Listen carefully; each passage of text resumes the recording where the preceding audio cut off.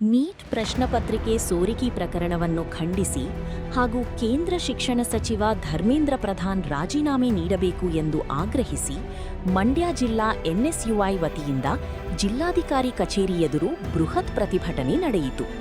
ಪ್ರತಿಭಟನೆಗೂ ಮುನ್ನ ಕಾರ್ಯಕರ್ತರು ಮತ್ತು ವಿದ್ಯಾರ್ಥಿಗಳು ಬಾಬಾ ಸಾಹೇಬ್ ಡಾಕ್ಟರ್ ಬಿಆರ್ ಅಂಬೇಡ್ಕರ್ ಅವರ ಪ್ರತಿಮೆಗೆ ಮಾಲಾರ್ಪಣೆ ಸಲ್ಲಿಸಿ ಗೌರವ ನಮನ ಸಲ್ಲಿಸಿದರು.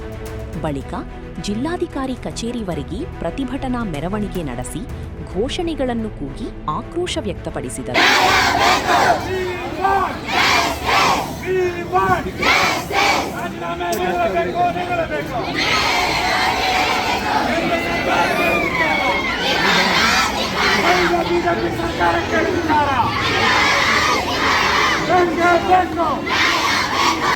ನಮಗೆ ನೀಟ್ ಬೇಡ, ಸಿಇಟಿ ಬೇಕು, ವಿದ್ಯಾರ್ಥಿಗಳ ಭವಿಷ್ಯದೊಂದಿಗೆ ಆಟವಾಡಬೇಡಿ ಎಂದು ಘೋಷಣೆಗಳನ್ನು ಕೂಗಿದ ಪ್ರತಿಭಟನಾಕಾರರು ನೀಟ್ ಹಗರಣದ ಬಗ್ಗೆ ಸುಪ್ರೀಂ ಕೋರ್ಟ್ ಮೇಲ್ವಿಚಾರಣೆಯಲ್ಲಿ ನಿಷ್ಪಕ್ಷಪಾತ ತನಿಖೆ ನಡೆಸಬೇಕು ಎಂದು ಒತ್ತಾಯಿಸಿದರು.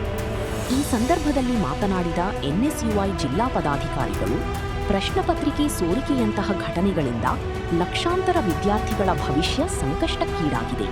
ಹೀಗಾಗಿ ಹಗರಣಕ್ಕೆ ನೈತಿಕ ಹೊಣೆ ಹೊತ್ತು ಕೇಂದ್ರ ಸಚಿವ ಧರ್ಮೇಂದ್ರ ಪ್ರಧಾನ್ ತಕ್ಷಣವೇ ರಾಜೀನಾಮೆ ನೀಡಬೇಕು ಎಂದು ಆಗ್ರಹಿಸಿದರು. ಪ್ರತಿಭಟನೆಯಲ್ಲಿ ವಿವಿಧ ಕಾಲೇಜುಗಳ ವಿದ್ಯಾರ್ಥಿಗಳು, ಎನ್ಎಸ್ಯುಐ ಪದಾಧಿಕಾರಿಗಳು ಹಾಗೂ ಮುಖಂಡರು ಭಾಗವಹಿಸಿದ್ದರು.